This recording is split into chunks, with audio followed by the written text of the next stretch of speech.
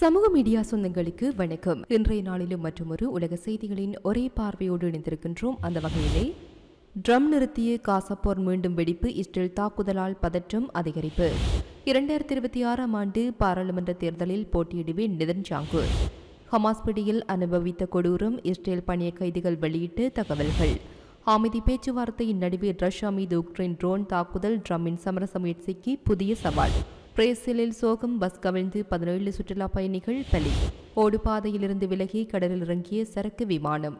அமெரிக்க அதிபர் Donald Trump தலையீட்டில் கடந்த October 11 அன்று ஏற்பட்டு போர் நிறுத்தம் முறியடிக்கப்பட்டுள்ளது. இஸ்ரேல் ராணுவம் காசா மீது மீண்டும் தாக்குதலை தொடங்கியுள்ளதால் அமைதி மீதான நம்பிக்கை முற்றிலும் சிதைந்துள்ளது. தெற்கு காசாவின் ட்ரபா மற்றும் கான்யூனிஸ் பகுதிகளில் கடுமையான துப்பாக்கிச்சூடு மற்றும் வான்வழி தாக்குதல்கள் நடைபெற்றுள்ளதாக அங்குள்ள பாலஸ்தீனியர்கள் தெரிவித்துள்ளனர். ட்ரபா நகரில் துப்பாக்கிச்சூடு சத்தங்கள் முழங்கியதாகவும், கான்யூனிஸுக்கு அருகில் உள்ள கிழக்கு ஆபாசான் பகுதியில் இஸ்ரேலிய டாங்கிகள் கடுமையான தாக்குதலை மேற்கொண்டதாகவும் அவர்கள் கூறியுள்ளனர். மேலும் அக்டோபர் 19 மதியம் ரபா பகுதியில் வான்வழி குண்டுவீச்சு நடந்ததையும் காட்சியிலேயே பார்த்ததாகவும் பொதுமக்கள் தெரிவித்துள்ளனர். இந்த தாக்குதல்களை பற்றி சர்வதேச ஊடகங்கள் இஸ்ரேலிய அரசிடம் விளக்கம் கேட்டபோது அரசாங்க செய்தி தொடர்பாளர் ராணுவத்தை அணுகுங்கள் என கூறியதாக தெரிவிக்கப்படுகின்றது. ஆனால் இஸ்ரேல் ராணுவம் இதுவரை எந்த கருத்தும் வெளியிடவில்லை. வடக்கு காசாவில் நடந்த வான்வழி தாக்குதலில் ஜபாலியா பகுதியில் 2 பாலஸ்தீனியர்கள் உயிரிழந்ததாக காசா சுகாதார அதிகாரிகள் உறுதிப்படுத்தியுள்ளனர். போர் நிறுத்தம் ஒப்பந்தம் அமல்படுத்தப்பட்டதிலிருந்து இஸ்ரேல் மொத்தம் 47 முறை மீறல் செய்துள்ளதாக காசா அரசு குற்றம் சாட்டியுள்ளது.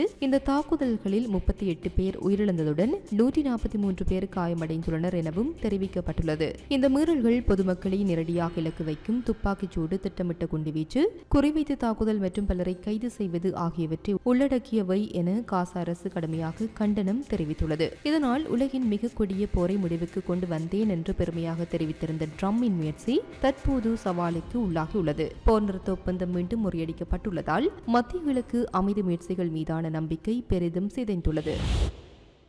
இஸ்ரேல் ஹமாஸ் இடையே 2 ஆண்டுகளாக நீடித்த போர் அமெரிக்க அதிபர் ட்ரம்பின் பேச்சுவார்த்தை காரணமாக நிறுத்தப்பட்டது. நீண்ட நாட்களாக நீடித்து வந்த போரால் பொதுமக்களிடையே அவர் மீதான செல்வாக்கு சரிந்தது. மேலும் ஊழல் புகார் மற்றும் போரை நீட்டிக்காமல் அமெரிக்காவிடம் பணிந்து நிறுத்தியதற்காக அவருடைய சொந்த கட்சியினரே அவருக்கு எதிராக திரும்பியுள்ளனர். இந்த நிலையில் இஸ்ரேல் பிரதமர் பெஞ்சமின் நெதன்யாகு அங்குள்ள தொலைக்காட்சி ஒன்றுக்கு நேரலையில் பேட்டியளித்தார். அப்போது அவரிடம் பத்திரிகையாளர் அடுத்த ஆண்டு நடைபெற இருக்கும் பாராளுமன்ற தேர்தலில் போட்டியிடுவீர்களா என கேள்வி எழுப்பினர். அதற்கு அவர் ஆம், நிச்சயமாக என பதிலளித்தார். தேர்தலில் வெற்றி பெற வாய்ப்புள்ளதா என்ற கேள்விக்கு நான் கண்டிப்பாக வெற்றி பெறுவேன் என பதிலளித்தார். இஸ்ரேலின் நீண்ட நாள் பிரதமராக 1996 ஆண்டிலிருந்து தொடர்ச்சியாக இல்லாமல் நெதன்யாகு உள்ள நிலையில் அடுத்த ஆண்டு நவம்பரில் நடைபெறவுள்ள புதிய பிரதமருக்கான தேர்தலில் அவர் போட்டியிடுவதாக அறிவித்துள்ளார் என்பதும் குறிப்பிடத்தக்கது.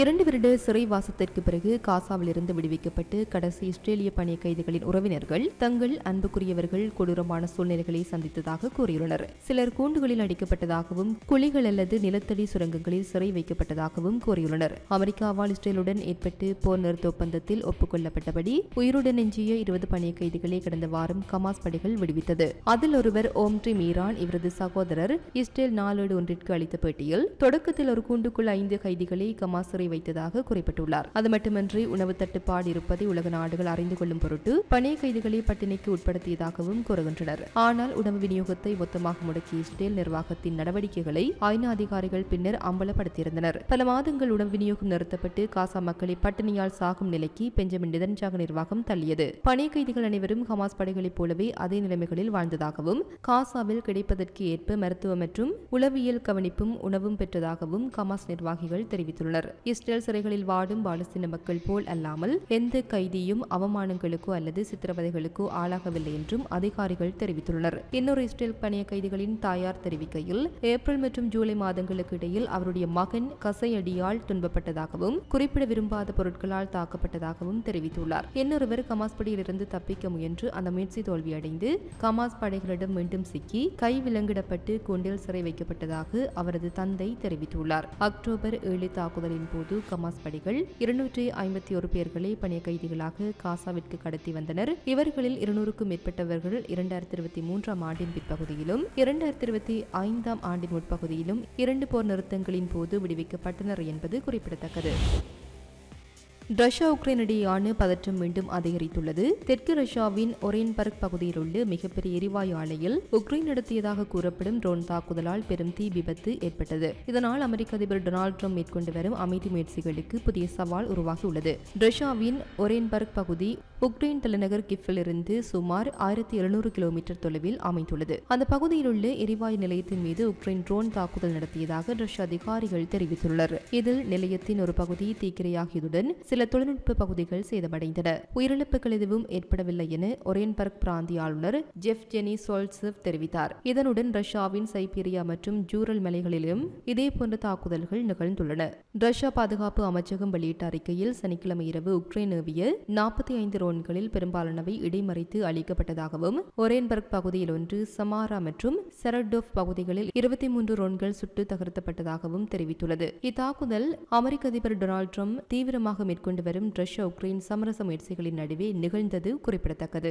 போரை முடிவுக்கு கொண்டு வரும் நோக்கில் ட்ரம்ப் சமீபத்தில் இரு நாடுகளின் தலைவர்களுடனும் நேரடி மற்றும் தொலைபேசி வழி ஆலோசனைகளில் ஈடுபட்டு வருகின்றார். இஸ்ரேல் காசா இடையேயான போர் நிறுத்த ஒப்பந்தத்தை வெற்றிகரமாக நடத்திய அனுபவத்தை ரஷ்யா உக்ரைன் பிரச்சனையிலும் பயன்படுத்த முடியும் என அவர் நம்பிக்கை தெரிவித்துள்ளார். அதற்காக ட்ரம்ப் சமீபத்தில் ரஷ்ய அதிபர் விளாடிமிர் புதினுடன் 2 மணி நேரம் தொலைபேசியில் பேசியதாகவும் அந்த உரையாடல் மிகவும் பயனுள்ளதாக இருந்ததாகவும் கூறினார். இருவரும் வரும் வாரங்களில் ஹங்கேரியின் தலைநகர் புடாபெஸ்டில் நேரில் சந்திக்க ஒப்புக்கொண்டுள்ளனர். இந்த நிலையில் உக்ரைன் அதிபர் வோலோடிமிர் ஜெலன்ஸ்கி தனது நாட்டின் பாதுகாப்பிற்காக பல கோரிக்கைகளை முன்வைத்துள்ளார். எதிர்காலத்தில் ரஷ்யாவின் ஆக்கிரமிப்பை தடுக்க வலுவான பாதுகாப்பு உத்தரவாதங்களும் நீண்ட தூரம் பாயும் ஏவுகணைகளும் தேவை என அவர் வலியுறுத்துகிறார். ஆனால் இதற்கு ட்ரம்ப் எதிர்ப்பு தெரிவித்தார். ஆயுதங்களை வழங்குவதால் போர் நீளும், பேச்சுவார்த்தை மூலமே நிரந்தர தீர்வு கிடைக்கும் என அவர் கூறினார். இதற்கிடையில் ஜெலன்ஸ்கி ரஷ்யா இணைத்துக் கொண்டுள்ள உக்ரைன் நிலப்பகுதிகளை ஒருபோதும் விட்டுக் கொடுக்க முடியாது என உறுதியாக கூறி வருகிறார். இதுவே தற்போது நடைபெறும் அமைதி பேச்சுவார்த்தைகளின் மிகப்பெரிய தடையாக பார்க்கப்படுகின்றது. உலக நாடுகள் முழுவதும் ட்ரம்பின் சமரச முயற்சிகள் உண்மையில் இரு நாடுகளையும் பேச்சுவார்த்தை மேடையில் சேர்க்குமா என்பதை ஆவலுடன் கவனித்து வருகின்றன. ஆனால் ஒரேன்பர்க் எரிவாயு ஆலையில் ஏற்பட்டு சமீபத்திய ட்ரோன் தாக்குதல் அமைதி முயற்சிகளுக்கு புதிய சிக்கலை உருவாக்கியுள்ளது.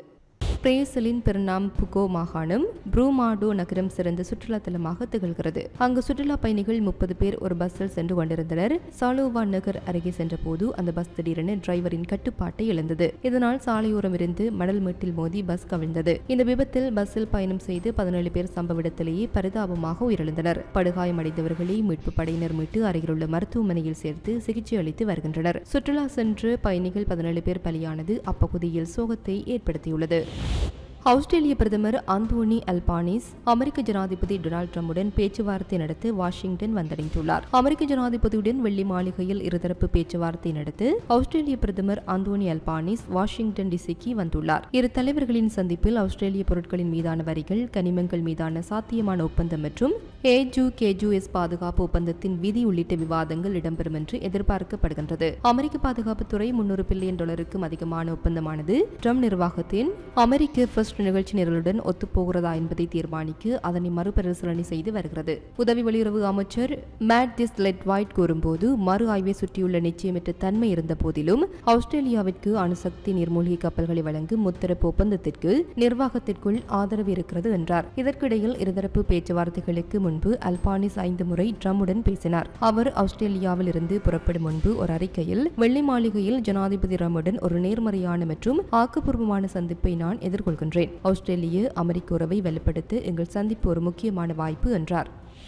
துபாயிலிருந்து புறப்பட்டு ஹாங்காங் சர்வதேச விமான நிலையத்தில் தரையிறங்கும் போது சரக்கு விமானம் ஒன்று ஓடுபாதையில் இருந்து விலகி கடலில் விழுந்த சம்பவம் வெளியாகியுள்ளது. உள்ளூர் ஊடகங்கள் வெளியிட்டுள்ள தகவலில் குறித்த சம்பவத்தில் 2 மரணமடைந்துள்ளதாக குறிப்பிட்டுள்ளனர். இந்த சம்பவத்திற்கு பிறகு விமான நிலையத்தின் வடக்கு ஓடுபாதை மூடப்பட்டுள்ளதாக ஹாங்காங் சர்வதேச விமான நிலையம் தெரிவித்துள்ளது. மேலும் தெற்கு மற்றும் மத்திய ஓடுபாதைகள் தொடர்ந்து இயங்கும் என்றும் குறிப்பிட்டுள்ளது. இந்த விபத்து திங்கட்கிழமை ஹாங்காங் நேரப்படி அதிகாலை 3:50 மணியளவில் நிகழ்ந்தது. அந்த விமானம் எமிரேட்ஸ் கொடி அடையாளத்துடன் காணப்பட்டதாக விமான நிலையம் உறுதிப்படுத்தியுள்ளது. அது மட்டுமின்றி விமானத்திலிருந்து 4 பணியாளர்களும் மீட்கப்பட்டதாக ஹாங்காங் சர்வதேச விமான நிலையம் அறிக்கையில் தெரிவித்துள்ளது. ஆனால் விமான நிலைய ஊழியர் ஒருவர் மீட்கப்பட்ட நிலையில் மற்றொருவர் காணாமல் போனார் என கூறப்படுகிறது. பின்னர் வெளியான தகவலில் விமான நிலைய வாகனத்தில் 2 ஆண்களின் உடல்கள் கண்டெடுக்கப்பட்டதாக அறிவிக்கப்பட்டது. வெளியான தகவலில் ஹாங்காங்கில் ஓடு பாதையில் இருந்து விலகி சென்ற விமானம் ஒரு போயிங் 747 சரக்கு விமானம் என உறுதி செய்யப்பட்டுள்ளது. இத்துடன் குறித்த காணொலி நிறைவு பெறுகின்றது. இது குறித்துதான் உங்களுடைய கருத்துக்களை கமெண்ட் வாயிலாக தெரிவிக்கலாம். இது போன்ற பல செய்திகளை தெரிந்து கொள்ள நம்முடைய சமூக மீடியா யூடியூப் சேனலை சப்ஸ்கிரைப் செய்து அருகிலுள்ள பெல் பட்டனை கிளிக் செய்யுங்கள். மேலும் செய்திகளை உடனுக்குடன் தெரிந்து கொள்ள சமூகமீடியா.com என்ற இணையதளத்தின் வாயிலாக எங்களுடன் இணைந்திருங்கள்.